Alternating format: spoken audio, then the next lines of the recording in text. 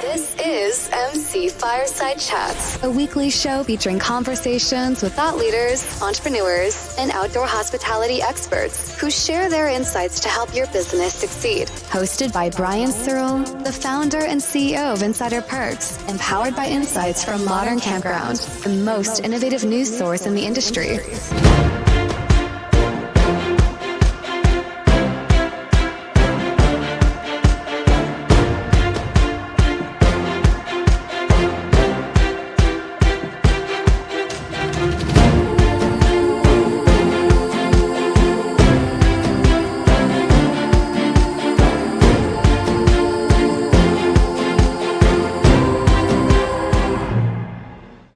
Welcome, everybody, to another episode of MC Fireside Chats. My name is Brian Searl with Insider Perks. Super excited to be here in front of my virtual background. Am I lagging again? I don't know what's happening here, but maybe there's a problem with Restream. I feel like I'm lagging on my side, but hopefully you all can hear me. Super excited to be here for another episode of Campground Owners Focused Discussion. We got so many people. Like, we had so many people last week on the glamping show, so many people this week. It's super crowded. We're going to have to end up doing, I don't know, twice as many shows or something like that. Joe, will you host the rest of them, or? I don't have enough time. So you've got time to grow a beard, so you've got time to do other stuff, right? Yeah, I don't know about the time right now. Maybe in a couple months after everyone's season started, then I'll have some time again. All right. Well, Scott looks like he's on vacation. Where are you at, Scott? I'm in my backyard. It is beautiful springtime in Georgia, my friend. Can't wait till I'm successful like you and I can afford a backyard like that. That's nice. Do you climb that tree in the back end? In the back there? That's climbable. Oh, I was in it earlier. If you want a special segment of me in the tree later, I would. You know, nobody remembers. Like, I actually did a live show from a tree one time. We were talking with Access Parks about security like 2 years ago. It's really interesting. Oh, I thought that was a dream. That was real? Yeah, I know. Oh, yeah. Wow. I mean, everybody likes to pretend every time they talk to me that it's a dream and it's not real, which I understand. I would too. But all right, so welcome everybody. Super excited to have some of our recurring guests back. Candace McNamara from Staylist, Joe Dumek at My Community. Going to let you guys introduce yourself in a second. Nate Thompson from KC and Campground, Scott Knepp from Ivy Group, and Greg Emmert too is a recurring guest. I almost forgot that you were a recurring guest, Greg. Sorry. That's all right. I'm not that memorable. And well, no, you're memorable. Like, I just forgot you were a recurring guest on this show. I don't know. You're everywhere. So, and then Tyler Watts from Modern Campground and Ed Bridgman from EOB Consulting. We don't go around the room. Just introduce everybody real quick. And Moira, sorry, I didn't mean to miss you, Moira. I actually have, surprisingly, I only have one eye in right now. My contact is also bad, so I'm just falling apart today on all aspects of things. So I'm going to start with Candace and Sure. go from there. Candace with Staylist. I'm the Chief Growth Officer at Staylist, a reservation software company that helps with an all-in-one platform. All right, Moira, you can go next since I accidentally almost forgot you. Hi, guys. My name is Mariah. I am the general manager out here at Binghamton Jellystone Park. So we are in the Jellystone Park franchise, and we are one of the newest locations here in upstate New York. Mariah, you can yell at me if I mispronounce your name, too. It's okay. I get Moira a lot. All right, well, now I know I won't make that mistake again. So, Nate? I'm Nate Thompson, partner at KC and Campgrounds. We're building and growing a portfolio of campgrounds across the U.S. Joe? I'm Joe Newman. I'm the founder of At My Community. We make mobile apps for campgrounds and resorts. Scott Knepp. Hey, everyone. I'm Scott. I'm Director of Operations with the Ivy Management Group. We're a full-service management group with campgrounds across the country. Visit us at ivy.com, IVEE. IVEE. All right, Greg Emmert. Yeah. Hi, everybody. Greg Emmert from Camp Strategy, professional advisory and consulting group to the outdoor hospitality industry. Are you in the safari in Africa? I'm not. No, this is a picture from a previous trip to Colombia. But I'm loving all the bird song I hear in Scott's background. So I'm going to keep a bird list. I'm going to let everybody know how many species we've got by the end of the show. He did that. He did. Seriously, Scott, by the way, and I want to let Tyler and Ed finish their intros in a second, but seriously, I was in Hawaii and I started texting him like random photos of birds. And then I threw him off by throwing him like a chicken picture and he couldn't guess where I was. So it's really interesting. But I had Hawaii on the first species on the crown cardinal. I was like, you're in freaking Hawaii or Puerto Rico or something, dude. No, or Puerto Rico. Yeah, you didn't get it. So I that's found you. I was close. Tyler. Yeah. Hey guys, I'm Tyler Watts. I'm with Broad River Campground out of Mooresboro, North Carolina. developer and co-owner of the campground, and we are excited to be here. And we're in our second full year of operation, and we just brought on 40 more RV sites, and we're excited for 2024. Awesome. Thanks for being here, Tyler. Can't wait to Nice. pull up the Hot River. And Ed from EOB Consulting. Hello, Last but not everyone. least. This is Ed Bridgman with EOB Consulting. We consult and design RV destinations and prepare feasibility analysis all over the country. We did 38 in 2023. We also own Homestead RV Community, the most technologically advanced RV destination in the world, where we beta test other people's products in the RV industry and also use it as our showroom. We're currently expanding with $1 million pool, and next year we'll be adding 73 more sites. Ed, where are you? You look like you're in a secret evil lair where you mastermind everything. I'm an electrical engineer with a master's degree, and I enjoy being in a cave. And so this is actually my private office, and this is our security system in the background where we can monitor who is entering and leaving the Homestead RV community. And this is the hub of where all the brainchild happens. I mean, I tell you, like, if I was going to hire somebody, I'd want somebody to have a layer like Ed. I'm just saying. I really would. Like, I'm kind of jealous. So, all right. So let's dive in. I want to give our special guest some time here. We got a little bit, like, we got a crowded field here. Sorry, guys, for all this wonderful people here, like, right? But I don't book the show anymore. It's all Shara's fault. She obviously does way too good of a job because we have way too many people here. So let's talk. Let's start with our special guest. I want to give them some time. So let's go with Tyler first at Broad River Campground, since he's actually in a legit background with a fan going and super cool glamping dome. So Tyler, tell us about Broad River Campground a little bit. So Broad River Campground came to us in about 2020 when apartment complexes, which is our background, started skyrocketing. And we've never built one. I grew up camping. My development groups, we all grew up camping, but we've never built one, owned one, operated one. But that doesn't scare us away from things. And so we got that idea to look at possibly purchasing or building one. And the market took us in the direction of building one. And we took 82 acres of raw hunting land, had one deer stand, and we brought power, water, sewer, glamping, cabins, clubhouse, pool, nature trails, RV sites, and tent sites. I packed about 3 years worth of information into 15 seconds, but a lot of ups and downs, but a very much successful project. And we've been, we hit the ground running, and we contribute a lot of our success to the industry leaders like you guys, and Carvik and Ojai and all the big leaders in the game that have opened us with welcome arms and helped us when we had questions. So we're super excited about the campground. We just brought on phase 2. So now we're sitting at a total of 56 RV sites, 10 cabins, 5 glamping domes, 5 tent sites. We've only done a footprint of about 30 acres on the 82 acre tract property, but that's pretty much what we're going to be at the moment.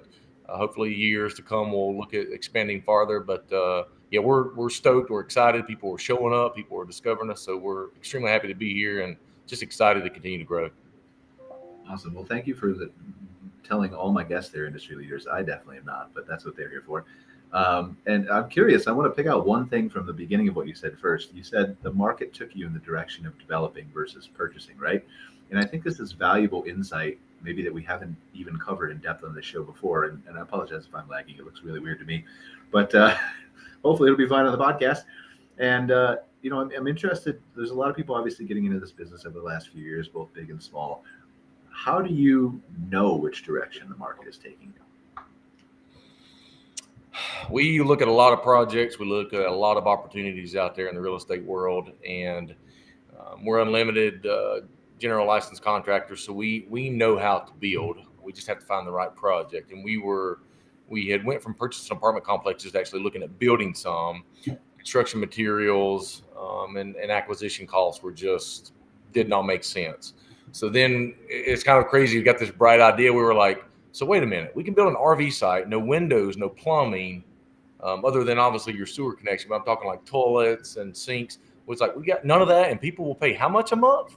And we're like, wait a minute, this sounds too good to be true, because we're apartment guys. We're used to the toilets backing up, and hey, I seen one roach. I need you to come here and spend thousands of dollars killing this one roach I seen, and I need I've got electrical issues. And so we looked at all that and said, wow, our operations and maintenance costs will go way down on something like this. So it really grabbed our attention, and that's what really propelled us to look into this industry.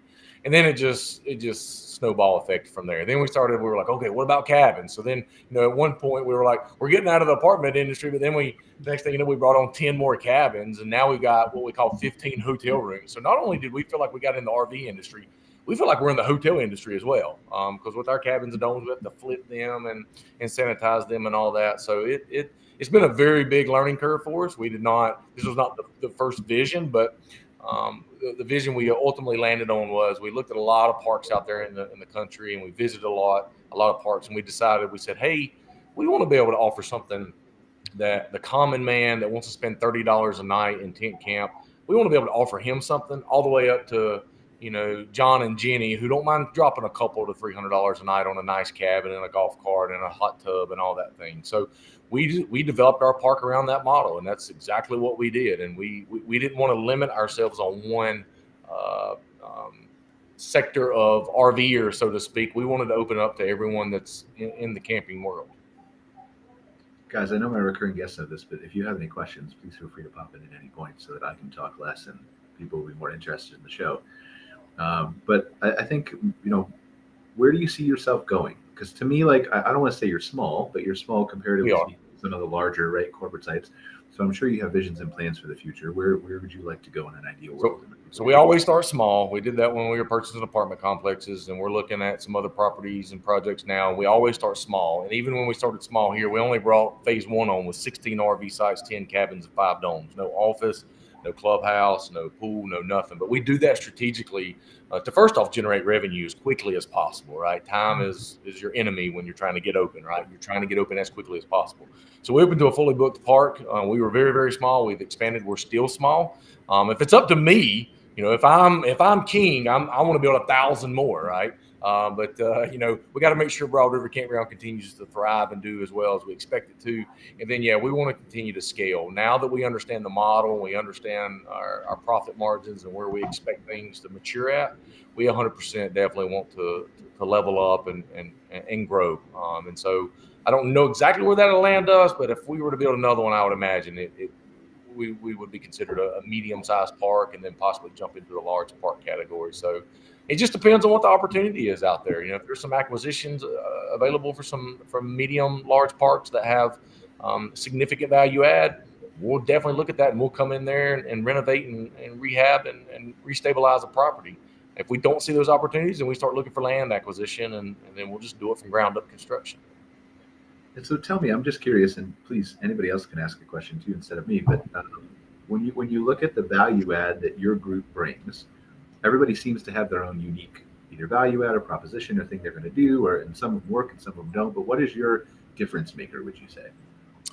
We do a lot of stuff in-house. I'm the forefront runner of it. I literally am talking with a bank one day about financing to literally crawling on top of this particular dome I'm sitting in and tightening down bolts. So that's how we cut a lot of our overhead costs, is just I'm boots on the ground every day, all day. And it's been about a 3-year full-time gig for me here at the campground. We've got some other projects that have taken a little bit of time, but this one's been the baby for us. And it's just, creating that through, not necessarily having to hire out to every single contractor in the world, taking care of your contractors, using local contractors. We've developed a really good team. Like, for example, we used a local contractor here who just didn't have the accessibility to rent equipment from Caterpillar.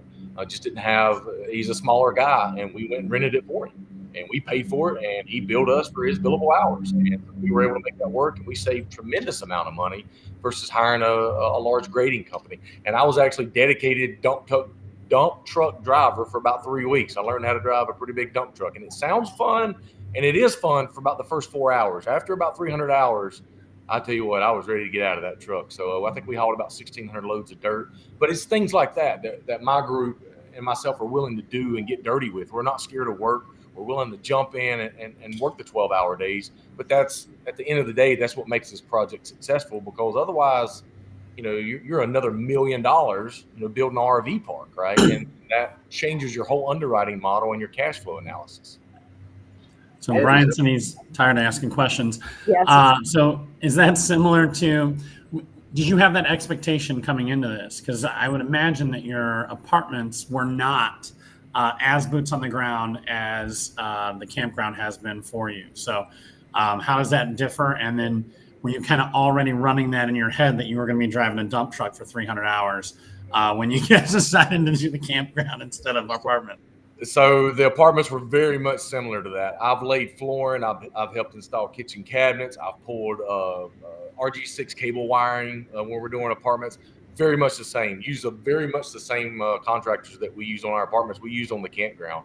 We've got some up in Michigan State, and I flew 7 guys up there. We had 20 apartments to floor. And I'm one of those, I don't ask people to do things I wouldn't do. And we all jumped on a plane and went up there and laid flooring. So very much heavily involved. The dump truck was not scheduled, but that's one of those things when you're developing and you're building something and you're new to it, like I was and my group, and we're still trying to understand it. You have to do things that are necessary to keep a project moving forward, right? And it's not always necessarily sticking a guy in a dump truck for another, $30, $40, $50 an hour or whatever they may charge. Sometimes I got to be that guy. Sometimes I got to be the trash guy. Sometimes I got to be the guy that runs the Walmart or Lowe's or Home Depot 47,000 times that week, right? That is just what it takes for us to get projects going and keep it moving. It's hectic. It's very much intense, but when we were staging the cabins, it was crazy. I got some old photos. My entire garage, I think Amazon thought I was literally like they were like, this guy's going crazy. I had Amazon packages showing up so much. My whole entire 2-bay garage was full of just couches and love seats and anything you could think of that we needed to stage cabins with. So it's very much do whatever it takes to get the job done. And I think that's it makes a good story for us, and it helps with the success of the project, because everyone knows cost on everything have just dramatically skyrocketed, and anything you can do to save a buck here and there, that's what we do. That is 100% what we do and push forward with. Tyler, all right. So Ed, how are you similar and how are you different is my question. Like, here's how I'm imagining you're different. Most technologically advanced campground, you said, or RV resorts in the world, right? So I imagine you're sitting in your bat cave there, controlling robotic arms and doing all the things that Tyler's doing, but with tech. Actually, I see a lot of advantage to what Tyler was talking about. I grew up on a ranch in Kansas, and then I owned a ranch in Texas for 30 years.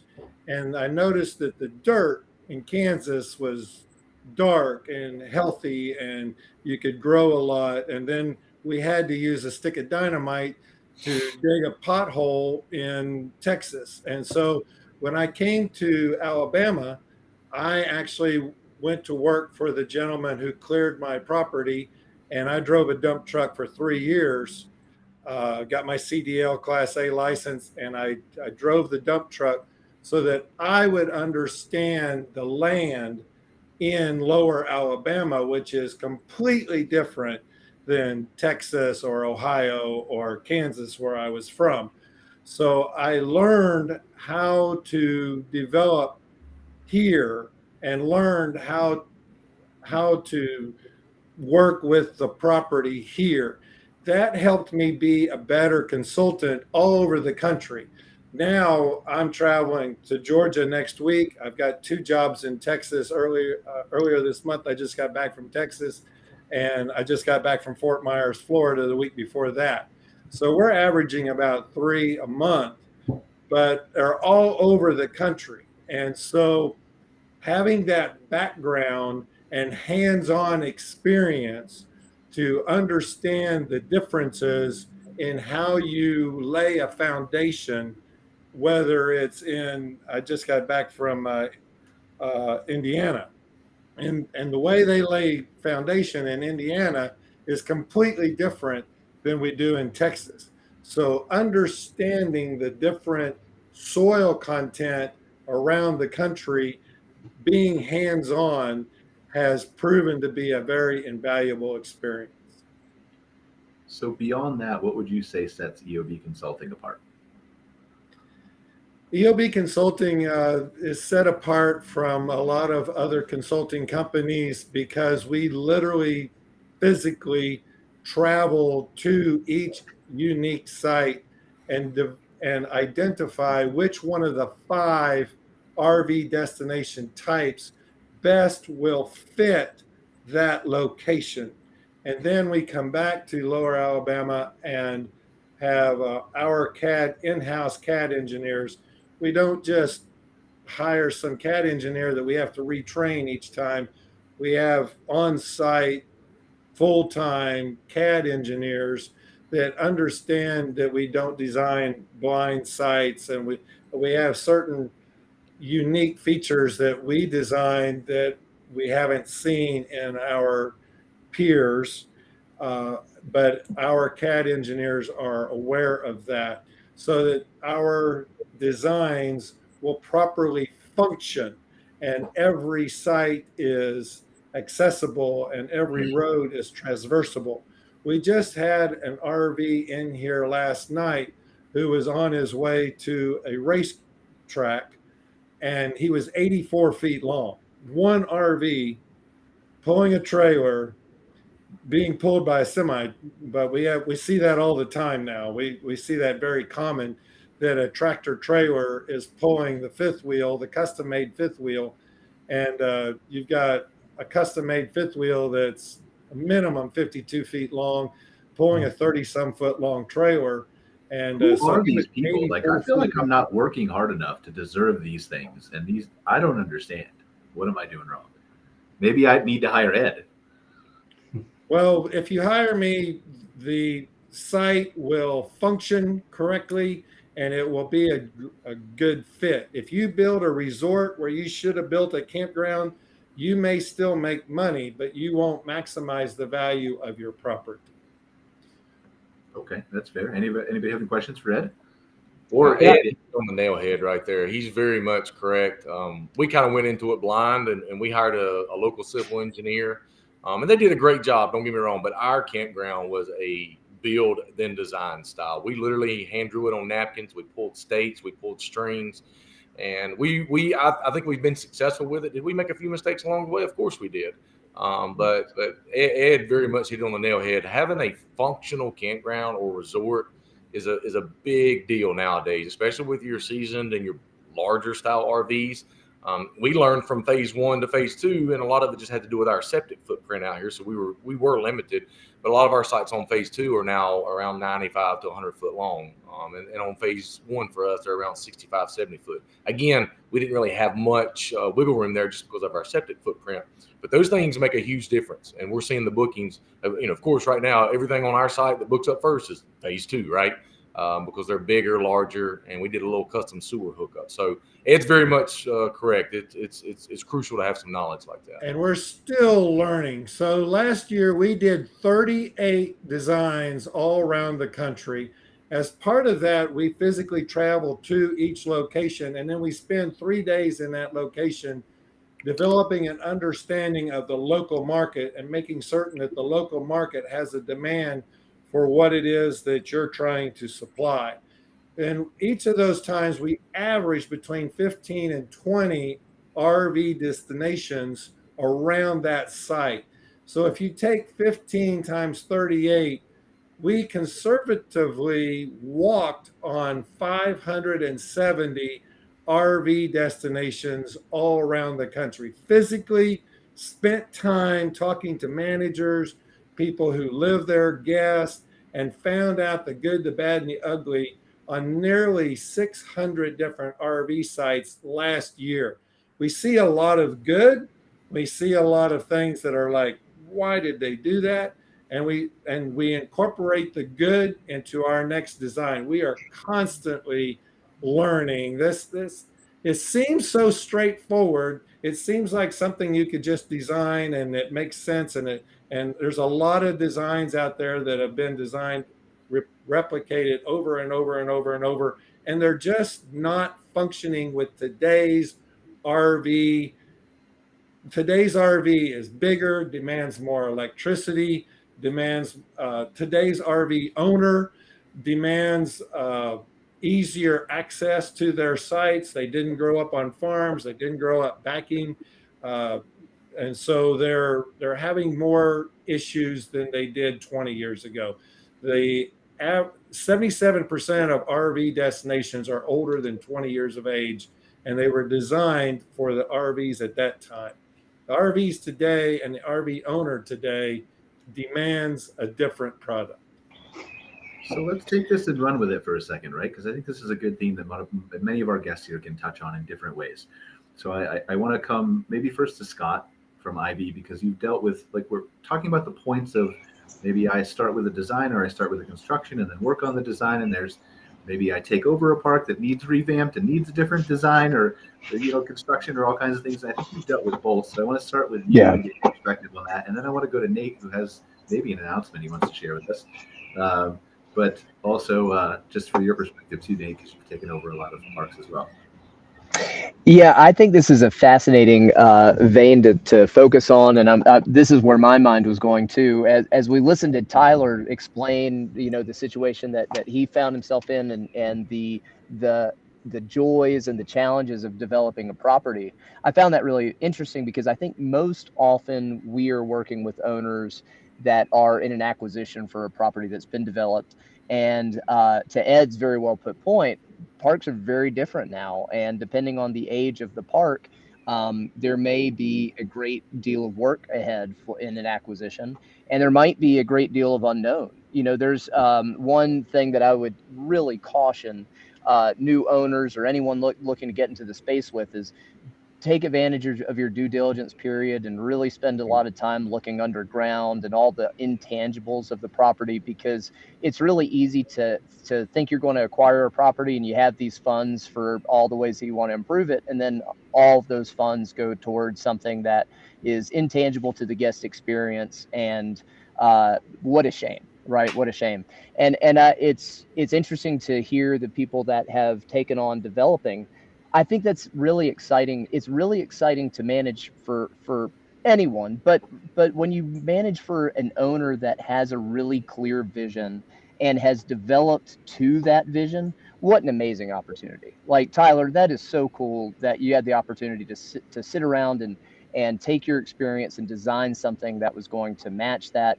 And it's so neat to me that you're in that perspective now, that you can watch how the guest experience unfolds, and you can make modifications to your property because you know it that well, and because you set that foundation, right?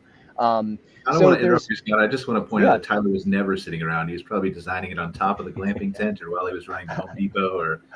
Listen, we literally designed as we went, and we made a million changes. Like, you come out here and you look and you say, "Oh, look, that cabin looks like they just poured it in there." Man, we took every tree into consideration. We took in the septic footprint. We took in the electrical grid. Like, it was very much so. And nothing against the engineer, but he took an AutoCAD file, right, and he blasted like 35 sites on phase one. We chewed that down to 16. Why? Because we didn't want to be a cookie cutter campground. We didn't want to be on top of each other. We wanted to give them some breathing room. So they're very much was a big learning curve for us. And I think we made a couple right decisions. Obviously, we probably made some wrong decisions. I'll figure out. But it was an ever-changing model day to day. So it wasn't a scratch it on a napkin and, hey, this is what we're going to do. Like, It was, oh, wait, this didn't work, so let's change this, let's change that. And it was a constant moving target.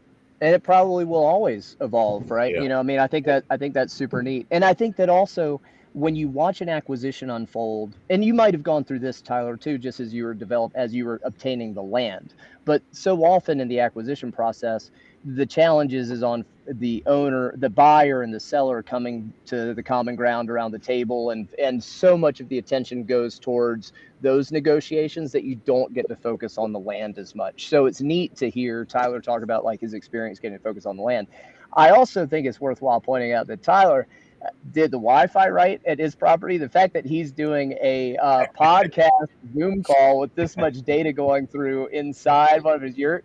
Congratulations to you, man. That was almost the death of me, of the entire campground. That was the hardest thing for us to accomplish. I will not lie. It took months and months and months. And I might have cussed out like 4 people at AT&T, but I love them to death, right? I had to do what I had to do, but we have fiber optic ran through the whole park, and it is amazing. And that was another thing we wanted to do to be different. But boy, I'll tell you what, everyone says they want to unplug. You let an antenna go down here at the campground, boy, the phone starts ringing, man. Yeah. It is hilarious. Well, I figured you either had a lot of guts or you had a nearby access point. All right, Nate.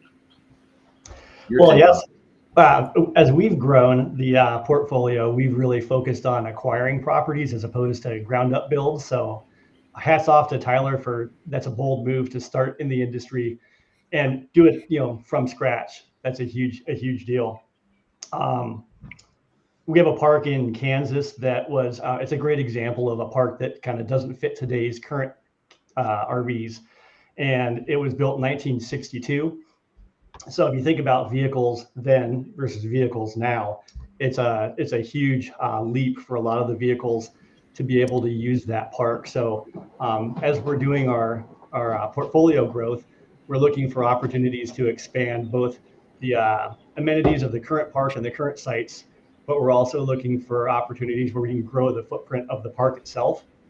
So in the Kansas case, we did an expansion that just is going live this year, and we added about 35 sites in the back of the park. All of those are much larger. We've got a couple 100-foot plus sites. So that's part of the kind of the strategy that we use as we go through each of the different parks that we're evaluating for purchase and whatnot, and having that kind of multi-phase approach where we can improve the current park, but also look at how do we expand the size of the park overall with those more modern amenities and site types and whatnot. And the announcement, so Brian kind of touched on this. I appreciate that. On Friday, we closed on our seventh acquisition, which is the Gettysburg, PA, KOA. We're super excited about that. And similar to what I was just saying, it's got a lot of work we can do kind of on the footprint of the park itself. We also acquired an additional 10 acres adjacent to the park that will be kind of future growth for us as we look to grow our footprint in that market. So yeah, it's a very exciting day for us on Friday. Congratulations. Yeah, Gettysburg is a great park. I don't know if I told you this, but I've been there years ago because we worked with Laurel for a long time. Mm-hmm. Yeah, she's great. And I think I was telling your amazing new marketing person too yesterday on the phone about how we had been there, and it's not the flat that you expect from the battlefield, right? Like it's a little bit further away from the battlefield, but it's nestled so perfectly in that hill area with all the hiking trails and stuff like that. It's just an absolutely stunning property. Yeah, the topology of that park is going to be interesting as we start to grow the footprint. So rather than something that's going to be very kind of level and easy to develop, it's going to be a little bit more challenging. But that provides some really interesting opportunities as far as the different site types and the views that we can capture and whatnot as we start to build that out. So that's a multi-year project, as really all of these parks are. So we're excited to kind of get going on that now that we've got it under the KCN umbrella. Well, and maybe that takes us further into our conversation, right? So we've talked about how we design some of these properties, like Ed, for example. He's got a blueprint, right? A lot of the consulting groups do, but we're talking to Ed today. So Ed's got this blueprint that sets him apart, and he goes boots on the ground and figures out all those intangibles and the things that make him different. So how do you tackle that from a perspective of maybe I know what to do, but I can't necessarily do it exactly the way I want because of the topography like Gettysburg? Well, in the case of Gettysburg, we've worked very closely. So that's a KOA branded property. All of our properties thus far are. And KOA has a internal campground design services team.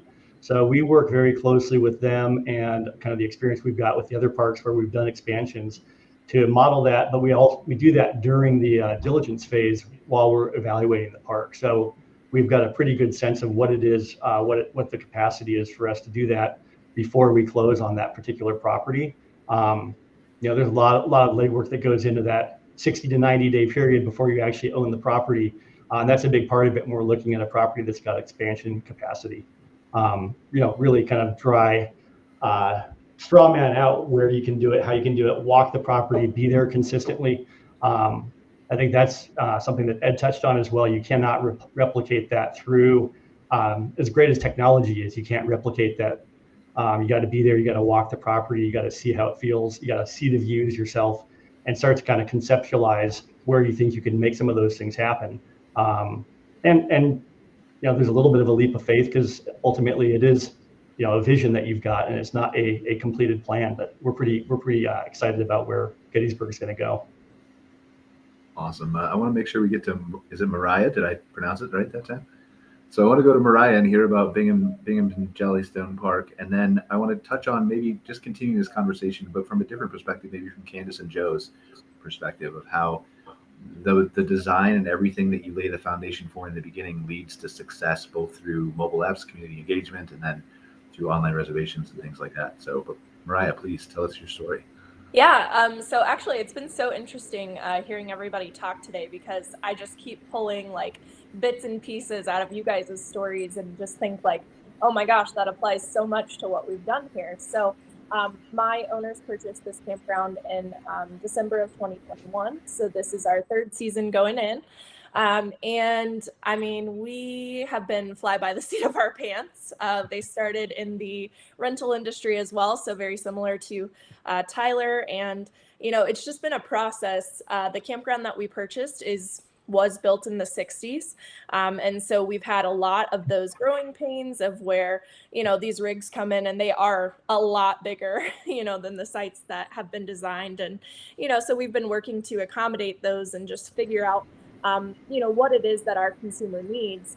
And one of the coolest things, or the thing that I think we do really great, we try and be wow moment creators for people and memory makers for families. So that's kind of our big niche. And we've really built this park around that specific model. So even though we take it from a, design aspect of, hey, this is the size rig we have coming in for these families, we also take it in, okay, if you have a group, a family that has 4 kids and they want to do all of the fun stuff, well, now you have to make sure those sites that they're going to be on, those cabins that they're going to be on, is it relational in your park to what the average family wants to be doing? And so we've taken a lot of that into consideration, and really just built everything centered around our guests, and kind of built it out from there. So we have a lot of different glamping experiences. We have glamping tents. We have different yurts, a couple different types of cabins, and we do RV rentals as well for those who want more of a traditional camping experience. And then we also have, standard kind of cut and dry RV sites and tent sites. So, we've been expanding as we go. And, similar to as what's been talked about, you can have a plan, but that plan for us changes on a daily basis almost. I check in with everybody on my crew, and, we update things as they come in. And, I know it's been talked about where you really walk the park and get a feel for it. And the same is true here. We have a 6-acre lake in the center of our property, but we are also in upstate New York. So it is very hilly, and so it's great to say, oh, we have 66 acres. But then when you do look at how that ground is laid out, then you have to start making decisions like, are we actually going to be able to get a level RV site in here? Or is this where we start thinking outside the box with glamping options? So as we look at, again, this ties back into our whole theme, right? As we look at how, because you're new, right? You just said you were one of the new. Okay. So as part of that design process, right, you're talking about the construction and the overall design that people think about landscaping and sites and size and stuff like that. But part of that, I think, is the decision, Nate is big on KOA. You are obviously Jellystone. So that's, to me, that's part of that process is, do I rely on a great team from KOA or a great team from Jellystone? Do I need an Ed and a Greg and a Jellystone and a KOA? Am I just going to do everything myself like Tyler? Right? There's all kinds of different paths that you can take. But how do you end up going with a Jellystone?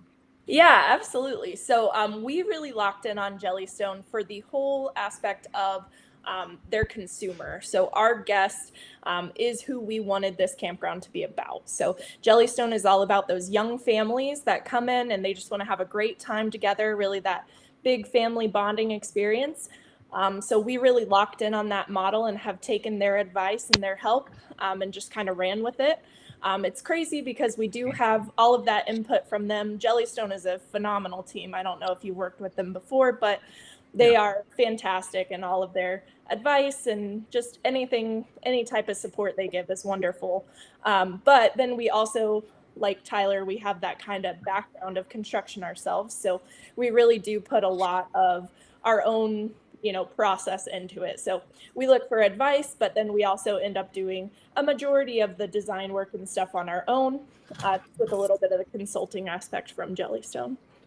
And is that a market-driven approach, or is that a I want to be a park that caters more toward younger families approach, or a blend? I definitely think it's a blend. So, we looked at the market that we have here around Binghamton. Now, the campground that we had from the 60s, it definitely didn't have, I guess, exactly the market we were going for. But what we found was the market in Binghamton surrounding was that, central young family that is now driving to our park. So we have, everyone from kind of the Syracuse area, as well as down through Pennsylvania. They've started to find us, and, we've really become this like central, fun, family-oriented campground. Where does Binghamton go from here?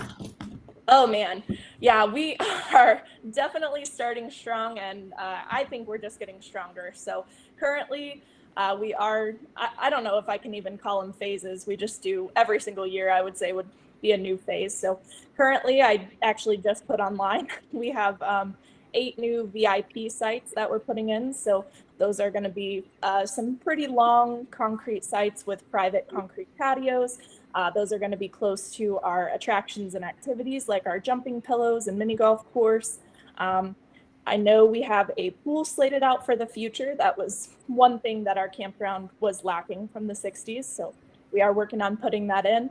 We have tons of fun lake activities and things like that, but the pool is definitely one of the top things on our list. So we are excited in that regard. And then we already have a whole new section planned out where we should, in the next coming years, be able to put in, oh man, a whole nother block of cabins. So over the next few years, we have, I'm trying to think of how many acres that slot is. It's probably anywhere upwards of 10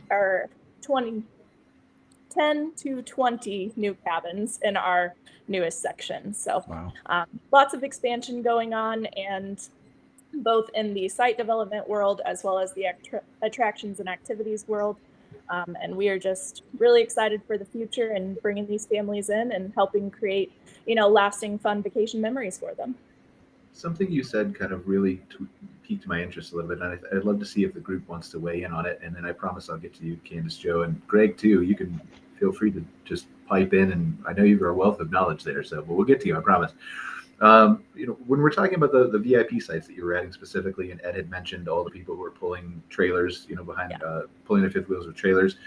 When you're designing and developing a park, either from the ground up or redoing it or whatever, all the things that we've talked about here, how do you determine the market for that? I mean, is it similar to hotels decide I need 10 suites and 90 rooms, or like how do you determine that? Yeah, so I know for our park in particular, we've really taken into account the people who come currently and the things that they tell us, the needs that they have. So when I have people who come in and, they're parked on one of our sites and it's one of the older sites, so it's a little smaller, and they're telling me, hey, it would be really great if this site was angled. Again, our sites were built in the 60s and they're parallel to the road.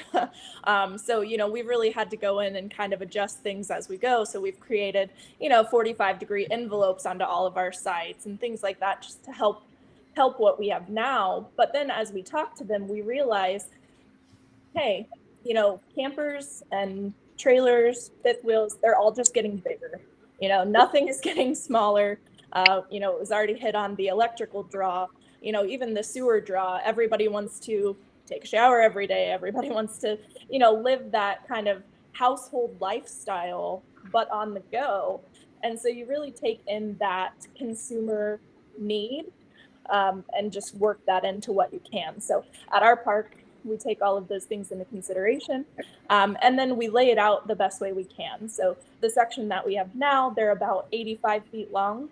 So not as long as some of the ones, that I've heard talked about today, but, definitely long enough to get some of those Class A's, even, some of those bigger ones in there.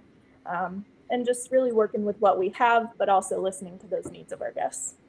I think I'm specifically just opening up to everybody briefly. I think I'm specifically interested in the VIP versus non-VIP, right? How do you determine the market can sustain a $125 a night, beautiful patio, swing set, maybe a hot tub, fence for your dog versus I want to call them standard sites, right? But you understand what I mean. So is there a way that the market can determine that if you don't know that going in?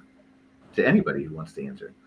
Well, like I said, we spent 3 days in the area, and we not only talked to current guests of other RV destinations, but we also talked to the civic leaders in the area. Are they bringing in a Walmart distribution center? Are they bringing in an Amazon distribution center?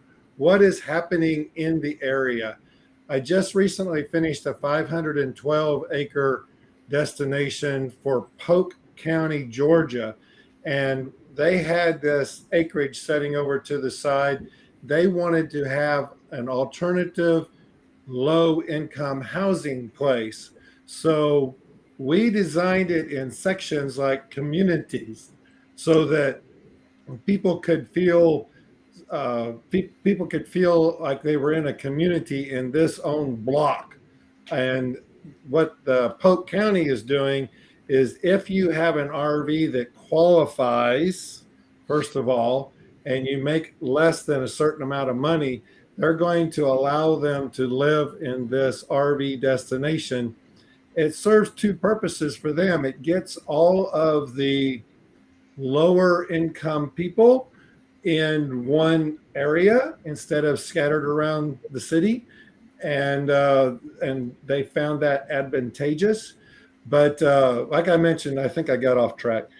We spend 3 days in the area, but we do a lot more than just simply talking to the RV destinations, so that we understand the local market and know that the local market has a demand for what it is that we're trying to supply. Makes sense. Anybody have anything to add? Yeah, I think one of the things I love about being part of the KOA franchise system is the importance, kind of the focus they put on data.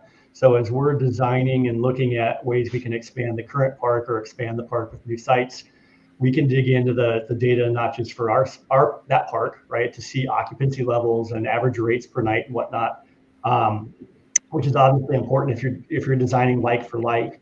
But as we start to broaden out into new site types or new accommodations or whatnot, we've got the ability to look kind of regionally or nationally at all of these different site types, occupancy levels by time, occupancy levels across different pricing levels and whatnot. So that's been a huge, goal, and kind of a win for us, is having access to that type of market data to inform what we're proceeding with and kind of how we're designing some of these expansions. And I think if I could chime in for a second, I think every owner has that at their disposal. If you're really, really new, maybe not as much, but if you've got a park and you've been operating it, boy, the best way to figure out a feasibility study on if you need some VIP or red carpet or patio sites, whatever you want to call them, start asking your people, start surveying your customers, start watching what's coming in, what's going out, what the attitude is of the customer. Hey, would you pay $125 a night? Heck no, I wouldn't. Or heck yeah, I would. You have that data, you have that person right in front of you. You can't miss that opportunity, which is something, sadly, that I think, especially when you're mired down in it, right? If you're an everyday, like Tyler, you were describing a little bit, and I know I was when we still owned our park, sometimes you get mired down in the day-to-day and you forget to just go out and have conversations. And it's so important. If you have someone right in front of you, an email survey can do it, but if you've got somebody right in front of you and you can spend 5 minutes, create a touch point. First of all, you're giving them the warm and fuzzies. They're going to want to come back and see you again because now their opinion matters. And secondly, it's the best data you can possibly get. They're right there on your property. You might as well, take a few minutes and just check in with them. And look at the reviews. Look at the reviews of other campgrounds and even your own. People will leave honest reviews, and you can see, hey, this site's here. This campground, these sites are unlevel. Okay, well then that's a concern.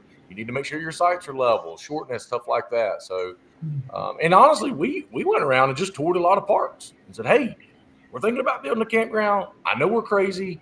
Can you tell me what to do right, and more importantly, what did you do wrong? Like, what do you do wrong, and learn Right. from it. People, and then we have a lot of people. I mean, obviously, since we won Park of the Year, we kind of put us on the map a little bit. We have a lot of people ask us now, and they're coming to us. I'm like, dude, I'm not an expert, but I mean, I'll tell you what we did, right? And and so it's people want people in this industry. It's great because it's not like the apartment industry where it's more cutthroat. You don't tell all your underwriting secrets. This one here, people open up with you like, hey, this is what I did, and it seems to work, or it seems to not work. And that's one of the things I love so much about this industry is like this is such a vocal community that we're with. Nobody walks into a restaurant and says, chef, you should maybe think about adding a few entrees because there's some things but in a campground, that'll happen, right? The people will tell you it is a participatory experience. One of the things I love that Greg said, just ask your employees, like, hey, do you think that people take advantage of this? You can ask your employees, ask your guests, but there's also data does speak, right? And it's one thing to come back to an owner and be like, yeah, we're being told that we can do it. Like people say they want that, but you can also quantify it with like a tool that Joe has with App My Community. You can do surveys and you can push out communication to your guests and have them answer a survey. When your employees are asking your guests, would you be interested in something at this price point or something that offers these amenities? Just yes or no, and then you quantify it in an Excel sheet and you say 70% of the people said yes, right? And you put a number to it, and that changes any conversation that you're having.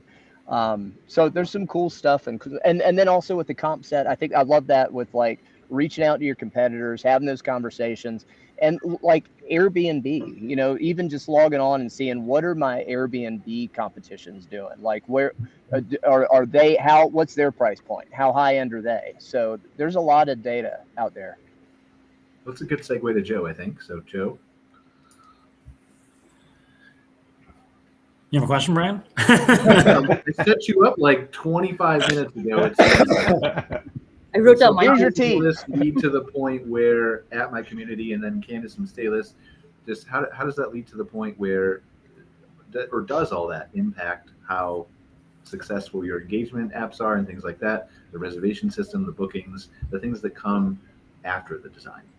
Well, so for us, it definitely impacts it, right? The better the design, the more you're offering your camper, the better our product is actually going to work for you. The more engagement, the more stuff that you want to get back and forth from your camper. That's what we do.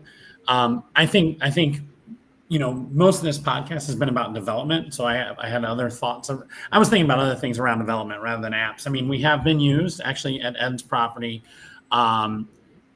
during his construction process, was using the app to actually gain more excitement wrapped around the property, sending out information about what they're doing now, sending out a push notification to show them the video of all the trucks coming in and excavating or pouring dirt, depending on where we're talking about, right? And so, wrapped around development, that's there. My biggest thought that I was thinking about this whole time, though, had nothing to do with apps. It was more wrapped around what mistake do I see people making?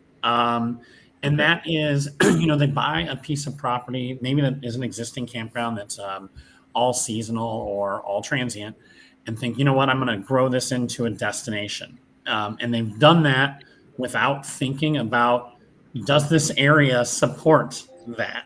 Like, are there things in the area that can make that this transient stopover right on the highway into a long-term or more of a different type of property, right? I think we've seen a lot of campgrounds go and purchase that property or think they're building that property without studying that side of it as well. Is what can this area actually support? Because they think, oh man, I live in Missouri, rural Missouri, and I think, man, I'm surprised there's no large campgrounds near us. Well, there's probably a reason for it. I mean, maybe there should be. Maybe I'm missing. Like, I agree with them. Well, if I go and build it, it might work. Or I may not have done the studying that I need to do to build that type of property that I think should be there. So, all right. Well, that was way better than my question. So, Candace, yeah, I was gonna say you're trying to team me up, but I was. I mean, feel free to dwelling on something here, Candace, and just say whatever you want to say. I was about to say, because I was in the same boat as you, Joe. I was sitting there. I was like, I have so many other questions. I can tell you from like a reservation software, finding the right platform. The thing that really stood out to me that I've been hearing across the board is that it is a multifaceted kind of industry. Whether you're building, whether you're buying, whether you're with Jellystone, whether you're with KOA, and ways to innovate around that, and ways to really bring people to see what you built, right, and what you created. We do waitlisting, so same thing as Joe was saying, is like you're pushing those notifications, you're showing the dump trucks, but then you have a website up with Brian, and then you can also have a wait list on there where people are already preemptively planning and they're excited about that build out. But no, I was on the same boat as you, Joe. The biggest thing that really stood out to me that I want to know, because I think in this specific podcast, people are going to seek this, that are investing, that are buying, that are building. And I want to know from all the different groups, like, what was your biggest learning? Like, if you were to have a good takeaway to say, this is the number one thing that I learned, what would you leave this audience with to know? Anybody? Well, there are 5 different RV destination types, and there's a lot of people that haven't even wrapped their head around the fact that there are parks, and parks are the only RV destination type that are currently losing money. You do not want to be investing in RV parks, but there are campgrounds, and there are resorts, and there are communities, and there are hybrids. And so you want to be investing in one of the other 4. And like I mentioned before, if you build a resort where you should have built a campground, I'm not saying you won't make money. I'm saying you won't make as much money. You won't maximize the value of that property. So the first thing to do is understand the local market and make certain that you build the right fit for your particular property. Yeah, I think that's right. Don't try to turn an existing property into something it's not. And then secondarily, Scott touched on this earlier. I think do your homework. Look at all the bits and pieces, because there's lots of gotchas out there. And don't be afraid to walk away from a project if you see red flags. Yep. Our biggest learning curve, obviously, we're on septic out here, which presented a lot of challenges. You literally design your site around your septic footprint. We learned on phase 1 that the code says 120 gallons a day. Unbeknownst to us, we followed the code, right? So our septic footprint is massive. Networked with a local campground at the Carvet, Carolina's the Carolinas Arvit conference. Come to find out, you can get it. There's an exception to knock it down to 60 gallons per day. We literally saved over $100,000 on phase 2. My footprint is smaller, and I've got 40 sites versus 16. Just little things like that, right? So I called my engineer up. I'm like, dude, we made a mistake. He's like, oh, yeah, I knew about it. I'm like, dude, you got to tell me this kind of stuff. You're not spending your money. I am. So, you have to have a heart-to-heart with people like that. So, lesson learned, right? So now, I feel obligated. Let me preach that out to the new investor or the new developer. Like this. Things like this, it would have been very nice to know that from day one, right? We were able to muscle through it, make it work, still be successful. But, it was a very valuable financial lesson to learn on our end. Local civil engineers will build to code. And if they say, yes, I've designed an RV destination, I've been in business for 20 years, and I designed one 10 years ago, I'm not saying that you shouldn't use your local civil engineers. As a matter of fact, there is a time and place to where you're going to want to use your local civil engineer to get your permits through. But that is, as opposed to someone who has built 38 in a year, the learning curve is completely different. I'd agree, 100%. We finally wound up, I was like, all right, Scott, I'm going to draw it on a napkin. You put it in AutoCAD, right? So that's kind of where we got at. And so, yeah, very much of a learning curve. So, yeah, I would highly recommend if there's, Ed's got a world of knowledge, obviously, and utilizing that is well worth it. And it's the same goes for, like, if you're doing septic for your soil scientist, like, you need to get your property tested, and not just by the local county officials. Hire a soil scientist to determine where you're going. It is not cheap up front, but it will save you hundreds of thousands of dollars, and they can maneuver around the rules in a legal way to help you maximize your park. Where a county official, it's black and white, and that's it. I think my takeaway is find what is your thing and do it as well as you can, do it better than anyone else. So that's really what we honed in on at our park. We know we're wow moment creators and memory makers, and that's what we strive for. So even when it comes to building the park, that's what we build around. There's obviously logistics that go into everything, but find the thing that you do and do it better than anyone. Yep, spot on, Mariah. This is awesome that it comes back around to, because I've been thinking this the entire time. Everyone is talking about all these really important parts: the layout, the due diligence, just trying to find where all the bodies are, building your vision. We've got a juggernaut like in acquisitions like Nate with KCN, and somebody like Tyler who is built from scratch. And all of this all comes together with your vision, right? But what do you need your vision to do? You need your vision to tell your story. Your story is the most important part. Who am I? What do I do? What is my why? How can somebody like Brian make that come out on my website and in my marketing? But also, how does the physical asset and how we operate it convey that? That's so important. And people want to Tyler, you said it, we didn't want cookie cutter. People will cookie cutter because, if I can get another RV in there, why not? That's another site rental. But does that fit your vision, and does it tell your story? And if it doesn't, then you need to steer away from that, because you're going to make more money maybe with a higher ADR on a bigger site. But you can't try to just cram stuff in and make it fit and make it cookie cutter. It's got to be, and that's, you probably can tell, and if anybody's seen me on here before, I love digging into the philosophical side, because if you don't figure that out, there's a tufted titmouse calling behind Scott. If you don't figure that out, you will never, ever, you won't have a cohesive, your park is not going to, something's going to seem out of place to your guests. They're going to notice that. If your property doesn't convey your vision and tell your story, it's not going to be cohesive. So I'm glad you said that right there at the end, Mariah, because I've been thinking that the whole time. It's such an important part. I want to hang out with this group so bad. Brian, what a cool person you are to get so many cool friends. But Greg, I think you said it so good, man, which is know your vision. And Mariah said it with know who you are. But, and the other thing is that doesn't just translate to design development decisions. If you can be really clear with that makes it all the way down to the way you train your front desk and the verbiage that you're operations using. all the way through.